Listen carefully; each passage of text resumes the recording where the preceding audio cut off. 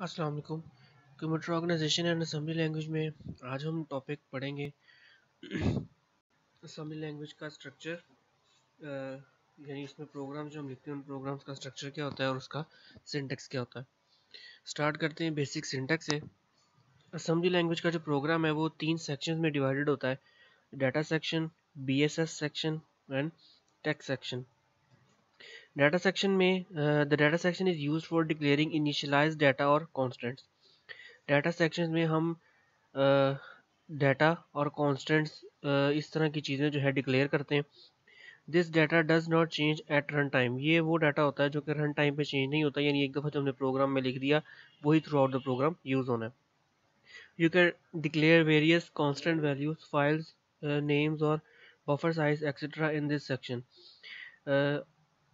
Various constant values आप declare कर सकते हैं depending on your requirement. File के नेम्स आप डिक्लेयर कर सकते हैं, बफर साइज, और जो भी आपका प्रोग्राम के रिक्वायरमेंट के मुताबिक डाटा आपको रिक्वायर्ड है वो आप इसके डाटा सेक्शन में डिक्लेयर कर सकते हैं। सिंटैक्स का इसको डिक्लेयर करने का ये है, सेक्शन डॉट डाटा सिर्फ जो है आपने लिखना है। उसके बाद BSS section is use for declaring variables. इस सेक्शन में हम वेरिएबल्स डिक्लेयर करते हैं, यानी वो वेरिएबल्स जो हम अपने प्रोग्राम में इस्तेमाल करेंगे। BSS सेक्शन में को डिक्लेयर करने का format section dot BSS। Text section is use for keeping the actual code. यहाँ पर आपके प्रोग्राम का एक्चुअल कोड आता है जो एक्चुअली आपके प्रोग्राम से रिक्वायर्ड है। This section must begin with the declaration global start which tells the kernel where the program execution begins. इसे स्टार्ट करने के लिए हम ग्लोबल स्टार्ट का से डिक्लेयर करते हैं। ये कर्नल को ये बताता है कि प्रोग्राम की एग्जीक्यूशन जो है वो यहाँ से स्टार्ट हो रही है। कर्नल क्या है? Kernel assembler kind of software है जो कि आपके सिस्टम को कंट्रोल कर रहा है। एज एन ऑपरेटिंग सिस्टम भी हम कह सकते हैं। सिंटैक्स इसका जो है आपके सामने नीचे लिखा हुआ है। और सेक्शन डॉट टेक्स्ट, उसके बाद ग्लोबल स्टार्ट, और इसके बाद नीचे स्टार्ट लिखकर हम अपनी कोडिंग स्टार्ट करते हैं। कमेंट्स क्या होते हैं? Assembly language command begins with a semicolon. If it may contain any printable character including blank, it can appear on a line by itself like semicolon. This program displays a message on screen or on the same line along with an instruction like. अब comments क्या होते हैं? Comments आपके programme का वो हिस्सा होते हैं, वो इंस्ट्रक्शन या वो स्टेटमेंट्स होती हैं जो कि नॉन एग्जीक्यूटेबल होती हैं, यानी जो एग्जीक्यूट नहीं होती। जिस तरह हम सी लैंग्वेज में भी करते हैं उसी तरह से इस असेंबली लैंग्वेज में कमेंट्स लिखने का फॉर्मेट ये सेमी कॉलन है। सेमी कॉलन के बाद आप जो भी स्टेटमेंट लिखेंगे वो एग्जीक्यूट नहीं होगी, ठीक है। अब वो जो स्टेटमेंट आपने लिखी है वो आपके प्रोग्राम का टाइटल भी हो सकता है, या वो आप इस तरह भी लिख सकते हैं कि आपने बताया कि अपनी स्टेटमेंट जो है आपकी क्या काम कर रही है। जिस तरह हमने पीछे भी कुछ स्टेटमेंट्स देखी हैं और उसमें भी हमने ये कमेंट्स यूज़ किए थे।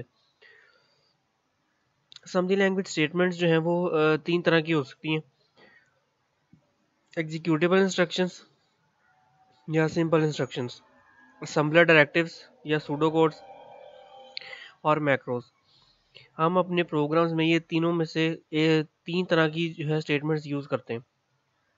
एग्जीक्यूटेबल इंस्ट्रक्शंस और या simple instructions tell the processor what to do. ये वो इंस्ट्रक्शन होती हैं जो कि प्रोसेसर को बताती हैं कि क्या काम करना है एक्चुअली, यानी जो हमारे प्रोग्राम की रिक्वायरमेंट है, जो हमें प्रोग्राम बनाने को कहा गया है।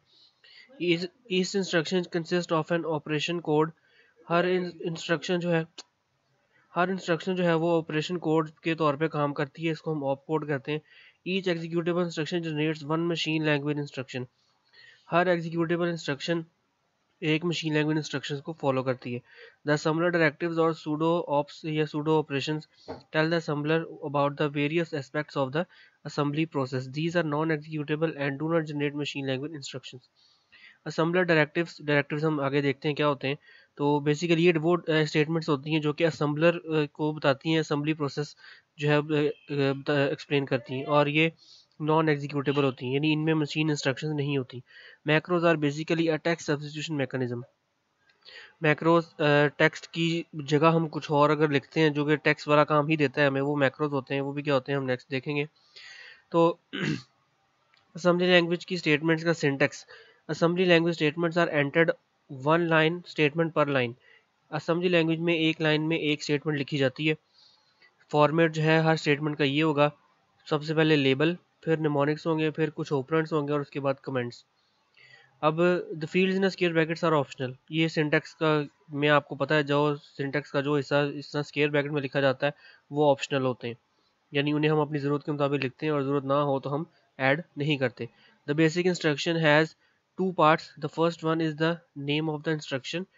बेसिकली इंस्ट्रक्शन के दो हिस्से होते हैं, पहले हिस्से में निमोनिक होते हैं और जो एग्जीक्यूट होने होते हैं, और द सेकंड उसमें ऑपरेंड्स होते हैं या पैरामीटर्स होते हैं जिन पर हमने ऑपरेशन परफॉर्म करना होता है।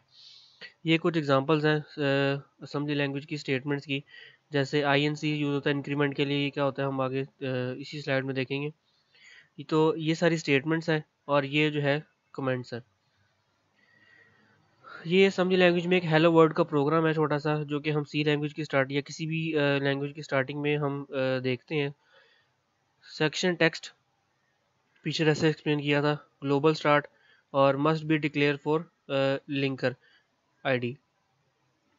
ये अगर आपने अपने असेंबली लैंग्वेज को चलाने के लिए लिंकर इस्तेमाल कर रहे हैं तो ये सेक्शन डॉट एक्स या ये ग्लोबल स्टार्ट वाला हिस्सा लिखते हैं, अदरवाइज ये नहीं लिखते। स्टार्ट और उसके बाद ये आपकी स्टेटमेंट्स मूव EDX LEN, ये मैसेज की लेंथ है, यानी जो भी LEN यानी जो भी आप हेलो वर्ड का मैसेज डिस्प्ले करने जा रही है उसकी लेंथ के लिए हमने ये इस्तेमाल किया है और इसको EDX में स्टोर कर दिया। फिर ECX में हमने जो है वो मैसेज लिया जो हमने लिखना है। फिर मूव EBX1 और ये 4 और ये इंटरप्ट 0 × 80, ये तीनों स्टेटमेंट जो है वो इनपुट आउटपुट के लिए यूज़ हो रही हैं। और ये 1 और 4 आपको पिछले लेक्चर में हमने डिस्कस किया था, ये सर्विस रूटीन्स कहलाती हैं और इनका पर्पस भी हमने डिस्कस किया था। और सेक्शन और डाटा में हमने वो मैसेज लिख दिया, ठीक है, ये मैसेज है हमारा और ये जो है उसकी लेंथ हमने कैलकुलेट की है। जब आप इस कोड को रन करेंगे तो आपको आउटपुट जो है वो ये मिलेगी, हेलो वर्ड। डायरेक्टिव्स क्या होते हैं? Assembler directives are special instructions that provide information to the assembler. Assembler directives जो है वो स्पेशल इंस्ट्रक्शंस होती हैं जो कि असेंबलर को बताती हैं कि उसने करना क्या है, या जो उसको इंस्ट्रक्शन दी गई है उसके बारे में इंफॉर्मेशन प्रोवाइड करती है असेंबलर को। Assembler directive do not generate code. Assembler directives code generate नहीं करते। Segment directives, EQU, assume end end mnemonics are all directives. ये सारे डायरेक्टिव्स हैं जो इनकी टाइप्स हम आगे डिस्कस करते हैं। और इन डायरेक्टिव्स को मुख्तलिफ क्लासेस में डिवाइड किया जाता है। वो ये सारी क्लासेस हैं, हम इन सबको डिस्कस नहीं करेंगे, लेकिन हमें सिर्फ पता होना चाहिए कि हम इनमें से तकरीबन 2-3 के बारे में बात करेंगे जो हमारे प्रोग्राम्स में अपने ज़्यादातर इस्तेमाल करने वाले हैं। सबसे पहले memory models. The memory model specifies the memory size assigned to each of the different parts और सेगमेंट्स ऑफ अ प्रोग्राम। हम जब प्रोग्राम बनाते हैं तो मेमोरी में डाटा स्टोर होता है, मेमोरी में कोड भी स्टोर होता है। तो दो चीज़ें स्टोर होती हैं, कोड और डाटा। तो इन चीज़ को कंट्रोल करने के लिए हम मेमोरी मॉडल्स यूज़ करते हैं। और मेमोरी मॉडल जो है वो हर प्रोसेसर के मुख्तलिफ होते हैं। जैसे हम मोस्टली जो है ये 6 तरह के प्रोसेसर या सॉरी मेमोरी मॉडल यूज़ करेंगे, tiny, small, medium, compact, large और ह्यूज। अब टाइनी का मतलब क्या है यहाँ पर? टाइनी का मतलब ये कि आपने जो प्रोग्राम स्टोर किया है जिसमें कोड और डाटा दोनों चीज़ें थी, रैम के अंदर ऑब्वियसली वो स्टोर होती हैं, कोड का सेक्शन अलग बनता है, रैम के अंदर डाटा का अलग बनता है। तो टाइनी मॉडल हम वहाँ इस्तेमाल करेंगे जहाँ हम चाहते हैं कि कोड और डाटा दोनों को का साइज़ मिलाकर वो लेस देन 64 KB होना चाहिए, वहाँ पर हम टाइनी मेमोरी मॉडल इस्तेमाल करेंगे।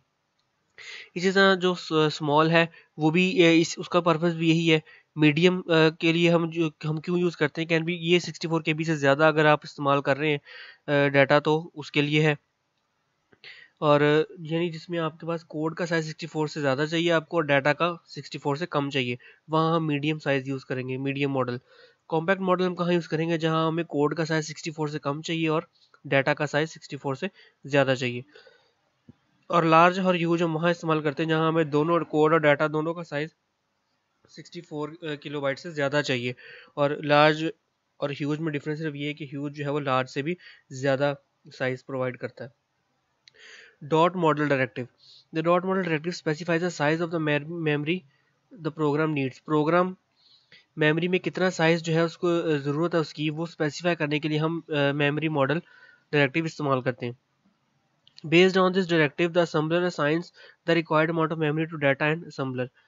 Each one of the segments stack data and code in a program is called a logical segment.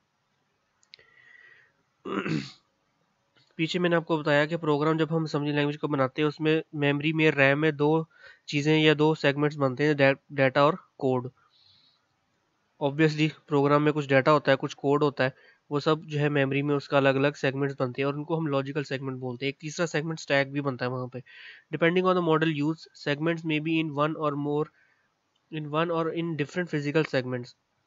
Model की बेस पर जो आपने मॉडल इस्तेमाल किया है, जो पीछे हमने पढ़े, उनकी बेस पर मुख्तलिफ सेगमेंट्स के अंदर आपके डाटा मौजूद हो सकता है। अगर आप असम्बलर जो है वो मैज़म यूज़ कर रहे हैं, ये एक असम्बलर है जो हम आगे डिस्कस भी करेंगे डिटेल में।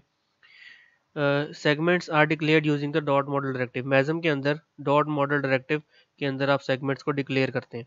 This directive is placed at the very beginning of the program और after the optional title directive. Program के बिल्कुल स्टार्ट में ये डायरेक्टिव हम इस्तेमाल करेंगे। अब ये टाइनी, स्मॉल और कॉम्पैक्ट, इन सब के बारे में जो है एक्सप्लेन किया, जो मैं आपको पीछे टेबल के थ्रू ही एक्सप्लेन कर चुका हूँ।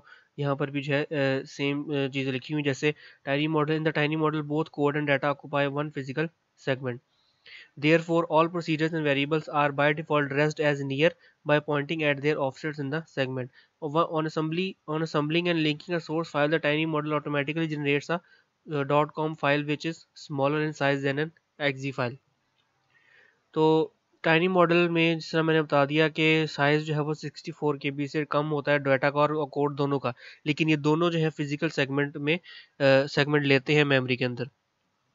देयरफॉर ऑल, इसमें तमाम प्रोसीजर्स और वेरिएबल्स जो भी हैं वो बाय डिफ़ॉल्ट इनको एक एड्रेस, नियर का एड्रेस जो है वो मिल जाता है, जो कि ऑफसेट एड्रेस, ऑफसेट से किसी सेगमेंट के ऑफसेट एड्रेस को पॉइंट आउट करता है। और इसी तरह से ये स्मॉल मॉडल, कॉम्पैक्ट मॉडल, इन सब के भी इसी तरह से प्रोसेसिंग जो है वो होती है। मेमोरी मॉडल का इस्तेमाल, the amount of data that has to be manipulated and code that needs to be written on the are the major factors in determining the choice of an appropriate model. Amount of data जो कि आपने manipulate करना है और जो code जो आपके programme को ज़रूरत है, जो मेमोरी में स्टोर होना है, वो हर मॉडल में डिफरेंट फैक्टर्स जो है उस पर डिपेंड करता है। कुछ गाइडलाइंस जो है वो राइट मॉडल चूज़ करने की प्रोग्राम के लिए ये हैं कि for a small fast program that operates a small quantities of data, the small और tiny models are the most suitable ones. अगर आप ऐसा प्रोग्राम बना रहे हैं जो कि स्मॉल है लेकिन आप उसे फास्ट ही ऑपरेट करना चाहते हैं, और तो इसके लिए स्मॉल या टाइनी मॉडल्स आप इस्तेमाल कर लें तो बेहतर है, क्योंकि प्रोग्राम छोटा है आपका, मेमोरी में बहुत ज़्यादा साइज लेंगे तो वो मेमोरी में एक्स्ट्रा स्पेस जो है वो ले लेगा। इसी तरह से अगर आपका प्रोग्राम जो है वो ज़्यादा बड़ा है तो उसके लिए आप लार्ज और ह्यूज मॉडल्स सिलेक्ट कर सकते हैं। Stack segment directive dot stack, ये it specify the storage for stack. Dot stack, हम मेमोरी में तीन चीज़ें हम स्टोर करते हैं ना, डाटा, कोड और स्टैक। स्टैक क्या होता है? कोड और डाटा तो हो गया कि प्रोग्राम का डाटा और प्रोग्राम की के इंस्ट्रक्शंस हैं वो उन दोनों में स्टोर होंगी। स्टैक क्या है? स्टैक एक एडिशनल मेमोरी के तौर पर इस्तेमाल होता है। ज़रूरत है तो हम इस्तेमाल करते हैं, अदरवाइज़ नहीं भी हम करें तो, यानी ज़रूरत नहीं है तो हम इसे इस्तेमाल नहीं करते। तो प्रोग्राम के अंदर हम डॉट स्टैक 100H लिखते हैं। ये डॉट स्टैक डायरेक्टिव है, सिंटेक्स का हिस्सा है, और 100H क्या है? साइज़ है, 100 हेक्साडेसिमल। ये स्टैक हमेशा हेक्साडेसिमल्स में हम एक्सेस करते हैं। तो 100H यानी 100 हेक्साडेसिमल्स, बहुत बड़ा साइज़ होता है। तो ये सेगमेंट डायरेक्टिव है which defines 100 words as program stack. The linker sets the values of SS and SP. ये स्टैक सेगमेंट और स्टैक पॉइंटर की वैल्यूज है वो लिंकर सेट करता है। इसी तरह डाटा सेगमेंट डायरेक्टिव होता है dot data. The data segment is one of the sections of a program in an object file or in memory which contains the global variables and static variables that are initiated by the programmer. तो ये हमारे इस data segment में हमारे तमाम variables वगैरह जो है वो डिक्लेयर होते हैं, चाहे वो ग्लोबल हो या स्टैटिक वेरिएबल्स हो। इसका साइज जो है फिक्स होता है, और since all the data in this section is set by the programmer, क्योंकि प्रोग्रामर ने जो डाटा लिखा है ऑब्वियसली वो डाटा उसने एक पर्टिकुलर साइज का लिखा होगा, और प्रोग्राम लोड होने से पहले ही वो लिख दिया रहता है, इसलिए साइज इसका फिक्स होता है। फिर आता है code segment directive dot code. Code segment directive defines the start of a code segment. The assembler file can consist of several code segments. किसी भी असेंबलर फाइल के इसमें कोड सेगमेंट्स एक से ज़्यादा हो सकते हैं, which are concatenated into one code segment when assembled.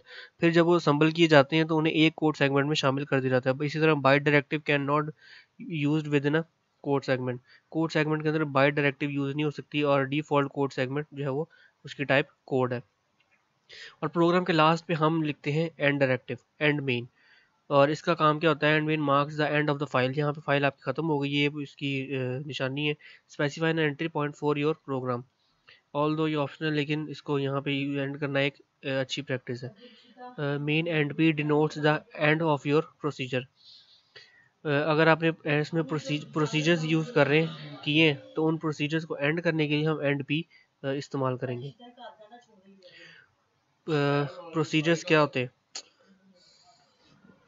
Procedures or subroutines are very important in assembly language as the assembly language programs tend to be large in size. Procedures और सब routines जो हैं वो assembly language में बहुत ज़्यादा ज़रूरी होते हैं। जब हम कोड की बात करते हैं या वर्किंग करते हैं, जो हमारा मेन कोड प्रोसीजर्स के अंदर ही होता है। प्रोसीजर्स एक्चुअली वो टास्क है जो हमारा प्रोग्राम परफॉर्म कर रहा है, इन्हें हम सब रूटीन्स भी कह सकते हैं। और ये चूँकि हमारे प्रोग्राम की रिक्वायरमेंट पर डिपेंड करते हैं, इनका साइज़ जो है वो ज़्यादा हो भी सकता है और नहीं भी हो सकता। प्रोसीजर्स जो है उन अपने नाम से आइडेंटिफाई किए जाते हैं और उनका नेम को फॉलो करते हुए हम प्रोसीजर की जो है बॉडी क्रिएट करते हैं। और हर प्रोसीजर जो है वो एक एंड रिटर्न स्टेटमेंट यूज़ करता है। फिर हम एक सेगमेंट यूज़ करते हैं, डॉस सेगमेंट, इसको असेंबलर डायरेक्टिव बोलते हैं। ये जितने भी मैंने आपको पीछे सेगमेंट्स बताए, डायरेक्टिव्स बताए, अगर आपने वो तरतीब से नहीं लिखे या अगर आपको तरतीब भूल गई या आप 100% श्योर नहीं है कि आपने वो तरतीब सही लिखी है या नहीं, तो हम क्या करते हैं, हम स्टार्ट में डॉस सेगमेंट जो है वो इस्तेमाल कर लेते हैं। इसका काम ये होता है कि ये आपके तमाम सेगमेंट्स को जो आपने प्रोग्राम में इस्तेमाल किए उनकी अरेंजमेंट को ये मैनेज कर लेता है। और अरेंजमेंट को जब उसने खुद ब खुद मैनेज कर लिया, इसका मतलब ये कि आप टेंशन फ्री हो गए कि आपकी तरतीब सही है या नहीं, इस चीज़ को हम फिर नहीं देखते। ये इस डायग्राम में आपको पूरी स्लाइड्स की समरी मिल जाएगी। बात फिर वही मेरे पॉइंटर को जो है आपने फॉलो करना है। इसके अंदर तीन चीज़ें जो है एक्सप्लेन की गई हैं, प्रोग्राम स्ट्रक्चर है, सिंटेक्स है और कुछ सिंटेक्स रूल्स होंगे, और program to print a single character on screen, और स्क्रीन पर एक सिंगल कैरेक्टर प्रिंट करने का एक छोटा सा प्रोग्राम भी है इसमें। तो सबसे पहले हम बात करते हैं कि आपने जो मॉडल्स हमने पढ़े, प्रोग्राम स्टार्ट करते ही हम यहाँ से शुरू करेंगे। ये ऊपर वाली दो स्टेटमेंट अभी फिलहाल छोड़ दें। Dot model small, dot model मैंने बताया था ये मॉडल डायरेक्टिव है। काम इसका क्या है, specify the total amount of memory the program would take. पूरा प्रोग्राम आपका मेमोरी में कितना साइज लेगा ये मॉडल डायरेक्टिव एक्सप्लेन करता है। लेट्स सपोज आपने रैम में जो है स्टोर किया, उसमें एक डाटा सेगमेंट बना दिया है, कोड सेगमेंट और एक स्टैक सेगमेंट। तो ये डाटा सेगमेंट कितने साइज का होगा, कोड सेगमेंट कितने साइज का होगा, ये सब जो है डॉट मॉडल में एक्सप्लेन होते हैं। तो जिस तरह के मॉडल मैंने बताया कि tiny, small, medium, compact, large, huge, ये सब हो सकते हैं। तो हम अपने प्रोग्राम्स में ज़्यादातर जो है वो स्मॉल यूज़ कर लेंगे, क्योंकि हमें चाहिए कि कोड जो है हमारा 64 से कम हो और डाटा भी 64 से कम हो। हमें मतलब बहुत ज़्यादा बड़े बड़े प्रोग्राम नहीं बनाने, हम इनिशियल लेवल पे अगर बात करें तो हम डॉट मॉडल स्मॉल लिख लेते हैं, ये इतनी स्टेटमेंट। ठीक है, ये हमने मॉडल सेलेक्ट कर लिया। अब हमने अगर स्टैक यूज़ करना है तो डॉट स्टैक 100H हम यूज़ करेंगे। 100H मैंने बताया था आपको कि ये 100 हेक्साडेसिमल साइज़ है, तो ये इतना इनफ होता है आपके एक बेसिक से असेंबली लैंग्वेज प्रोग्राम के लिए। उसके बाद हम यूज़ करते हैं डॉट डाटा सेगमेंट। ये डाटा सेगमेंट डायरेक्टिव होता है, इसके अंदर हम क्या करते हैं, वेरिएबल्स आर डिफाइंड है। डाटा सेगमेंट के अंदर वेरिएबल्स डिफाइन होते हैं, जो अपने वेरिएबल्स अपने प्रोग्राम में इस्तेमाल करने हैं। और ये सेमी कॉलन के बाद देखिए लिखा हुआ ये स्टेटमेंट, तो इसका मतलब ये है कि ये कमेंट है। ये मैंने सिर्फ बताया है कि डॉट कोड और डॉट डाटा सेगमेंट के दरमियान वाली जो जगह होगी वहाँ पर आप वेरिएबल्स के नाम डिक्लेयर करेंगे। डॉट डाटा के बाद डॉट कोड है, ये कोड सेगमेंट डायरेक्टिव है। ये कोड सेगमेंट वो सेगमेंट है या वो पार्ट है प्रोग्राम का जहाँ पर आपका मेन कोडिंग होती है। ये मैंने कमेंट में लिखा हुआ यहाँ पे, here we write our program and executable instructions. हमारा एक्चुअल प्रोग्राम और जो एग्जीक्यूटेबल इंस्ट्रक्शंस हैं वो हम डॉट कोड में लिखेंगे। डॉट कोड को एंड करने के लिए प्रोग्राम के लास्ट पे लिखा जाता है एंड मेन। जिस तरह हम सी लैंग्वेज का प्रोग्राम एंड करते थे C plus get C H के साथ, तो यहाँ पर ये डॉट कोड स्टार्ट और एंड मेन एंड। ठीक है, अब इस डॉट कोड के वाले पोर्शन में मैंने बताया कि हम अपनी स्टेटमेंट्स लिखते हैं, एग्जीक्यूटेबल इंस्ट्रक्शन लिखते हैं। तो ये जो इंस्ट्रक्शंस होंगी हम एक प्रोसीजर के अंदर लिखते हैं। ठीक है, तो प्रोसीजर स्टार्ट करने के लिए मेन प्रॉक, ये प्रॉक क्या, ये प्रोसीजर का नाम है, ये आप चेंज कर सकते हैं अपनी मर्जी के मुताबिक। चूँकि मैं अब आपको सिर्फ बता रहा हूँ अभी कि प्रोसीजर हमने बनाया, तो मैंने इसलिए इसका नाम वैसे ही जैसे मिलता जुलता रख दिया। तो मेन तो आपने लिखना है, ये नाम आप अपनी मर्जी से लिख सकते हैं जैसे वेरिएबल का नेम होता है। तो प्रोसीजर यहाँ से स्टार्ट हुआ और प्रोसीजर जहाँ पे ख़त्म आपने करना है वो मेन एंड पी, ये प्रोसीजर एंड करने का प्रोसीजर होता है। तो हम ज़्यादा प्रोसीजर अभी नहीं पढ़ रहे, आप अपने इस डॉट कोड के अंदर ज़्यादा प्रोसीजर इस्तेमाल कर सकते हैं। जैसे एक मैंने मेन प्रॉक बनाया, प्रॉक 1 सपोज कह रहे हैं, इसी तरह आप ये ख़त्म हो गया, इसके बाद मेन प्रॉक 2, प्रॉक 3, आप मल्टीपल प्रोसीजर यूज़ कर सकते हैं डिपेंडिंग ऑन योर रिक्वायरमेंट। हम एक पे ही जो है वो रहेंगे फ़िलहाल। तो लेट्स सपोज हम एक प्रोग्राम बनाते हैं या इसके अंदर इंस्ट्रक्शन लिखते हैं to print a single character on screen. तो कैरेक्टर्स जो है प्रिंट करने के लिए या इनपुट करने के लिए हमें एक्यूमुलेटर रजिस्टर रिक्वायर्ड होता है, हमें पता है, ठीक है। और एक्यूमुलेटर ने डाटा लेने के लिए या प्रिंट करने के लिए, इनपुट करने के लिए वो डाटा कहाँ से उठाना है, डाटा रजिस्टर से। तो ये बेसिकली हम रजिस्टर्स को अगर समझ जाएं कि रजिस्टर है क्या, किस काम के लिए कौन सा रजिस्टर इस्तेमाल हो रहा है, और वो तमाम रजिस्टर्स एक दूसरे के साथ किस तरह से इंटरेक्ट कर रहे हैं, तो हम असेंबली लैंग्वेज का प्रोग्राम आसानी से लिख भी सकते हैं और समझ भी सकते हैं। अब देखिए, मुझे पता है कि मैंने जो एक सिंगल कैरेक्टर प्रिंट करना है, लेट्स सपोज मैंने ए प्रिंट करना है, कीबोर्ड से मैंने ए प्रेस किया, स्क्रीन पर ए प्रिंट होना चाहिए। तो प्रिंट करने के लिए मुझे पता है कि मुझे एक्यूमुलेटर रजिस्टर रिक्वायर्ड है, और एक्यूमुलेटर रजिस्टर को डाटा रजिस्टर रिक्वायर्ड है डाटा के लिए, ऑब्वियसली कुछ स्टोर होगा उसमें, तभी वो एक्यूमुलेटर रजिस्टर वहाँ से लेकर उसे प्रिंट करेगा। तो ये काम करने के लिए मैंने एक छोटी इंस्ट्रक्शन लिख ली प्रोसीजर के अंदर, मूव DL A। DL यानी ये डाटा रजिस्टर के अंदर मैंने अपने एक करेक्टर जो है वो A मूव कर दिया। अब इसको मैंने एक्यूमुलेटर रजिस्टर ने डाटा रजिस्टर से ये करेक्टर उठाना है, तो उसके लिए मूव AH2। ये 2 क्या है, ये वो सब वो है सर्विस रूटीन है जो मैंने आपको बताया था। इसका काम क्या होता है, सिंपल टेक्स्ट को इनपुट करना। और इंटरप्ट 21H, चूँकि हम हार्डवेयर से वैल्यू ले रहे हैं तो एक इंटरप्ट ऑब्वियसली अकर होनी है। तो ये दो स्टेटमेंट्स पिछले लेक्चर में हमने डिस्कस किया था कि इनपुट के लिए दो स्टेटमेंट्स लाजमी ज़रूरी हैं, ठीक है। तो ये एक्यूमुलेटर रजिस्टर ने इनपुट ले लिया। अब देखें, हम रजिस्टर के अंदर आ गए हैं, वैल्यू जो है डाटा रजिस्टर में पड़ी थी, एक्यूमुलेटर रजिस्टर ने यहाँ से उठा ली, हम रजिस्टर के अंदर हैं। अब कंट्रोल को रजिस्टर से बाहर भी तो लेके आना है, उसके लिए मैंने आपको बताया था कि 4CH एग्जिट के लिए 4CH सर्विस रूटीन यूज़ होती है। तो मूव AH 4CH और नीचे इंटरप्ट 21H आउटपुट के लिए ये इस्तेमाल होगा। तो ये एक छोटा सा प्रोग्राम है जिसमें हमने इंस्ट्रक्शन, एक करेक्टर इनपुट किया, प्रिंट किया स्क्रीन पर। अब इन तमाम इंस्ट्रक्शंस में देखें, मैंने हर जगह एक रजिस्टर यूज़ किया, एक करेक्टर, एक रजिस्टर या एक सर्विस रूटीन। तो अगर ये 3 स्टेटमेंट्स मैंने लिखी यहाँ पर, ये वो हैं जो कि हम नहीं यूज़ कर सकते। जैसे मूव BA क्या है, दोनों करेक्टर्स हैं, एक करेक्टर को दूसरे करेक्टर में ऑब्वियसली हम मूव नहीं कर सकते। इसी तरह दो नंबर्स को भी हम मूव नहीं कर सकते एक दूसरे में, कुछ भी आउटपुट नहीं आएगी, तो ये इंस्ट्रक्शन एरर देंगी। इसी तरह से हम ये इंस्ट्रक्शन भी नहीं लिख सकते कि आपका एक अव्वल तो ये दोनों रजिस्टर्स ही हैं DL और AX। तो मैंने बताया कि दो रजिस्टर हो सकते हैं, लेकिन ये दोनों रजिस्टर सेम साइज़ के नहीं हैं, एक 8 बिट्स का, एक 16 बिट्स का। तो इसलिए 16 बिट के रजिस्टर में 8 बिट वाली वैल्यू नहीं जाएगी और 8 बिट वैल्यू में 16 बिट की वैल्यू नहीं जा सकती, इसलिए इंस्ट्रक्शन भी ठीक नहीं है।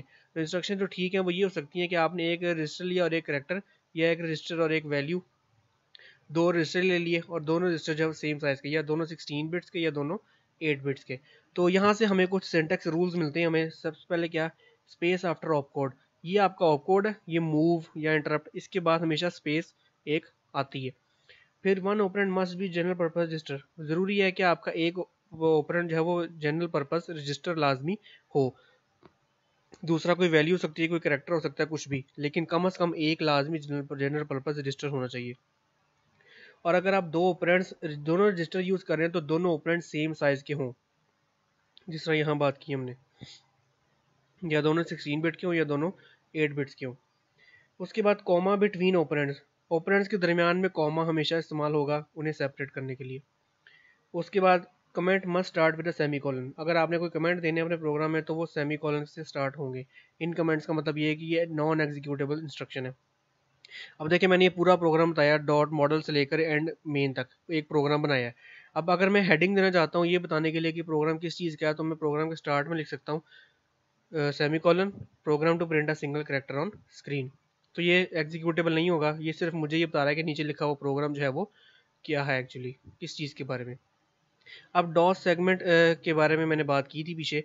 अगर ये dot model, dot stack, dot data, dot code, इन सब की तरतीब आपने आगे पीछे कर दी है, या आपको 100% श्योर नहीं है आपके आपने जो तरतीब लिखी है वो सही है या नहीं, तो उसके लिए हम क्या करेंगे, हम अपनी प्रोग्राम के स्टार्ट में डॉस सेग डी और डबल एस ई जी बस इतना लिखकर जो है छोड़ देंगे। ये क्या करेगा, ये मैनेजेस, ये डॉस सेगमेंट होता है, ये manages the arrangement of segments in a program. हमारे नीचे दिए हुए तमाम सेगमेंट्स की अरेंजमेंट को ये खुद ब खुद मैनेज कर लेता है। हमने बेशक सपोज डाटा सेगमेंट पहले लिख दिया, स्टैक बाद में लिख दिया, हालांकि उलट होना चाहिए था। तो हमें ये सोचने की ज़रूरत नहीं पड़ेगी अब इस केस में, जब हमने डॉस सेग लिख दिया ऊपर, तो हमें इसकी फ़िक्र करने की ज़रूरत नहीं है कि सेगमेंट जो है ये अरेंजमेंट सही है या नहीं। ये डॉस सेग खुद ब खुद उस सेगमेंट्स की अरेंजमेंट को मैनेज कर लेता है। ठीक है, तो ये था छोटा सा एक इंट्रोडक्शन हमारे असेंबली लैंग्वेज के सिंटैक्स स्ट्रक्चर और उनके एक छोटा सा program to print a character का। Thank you so much.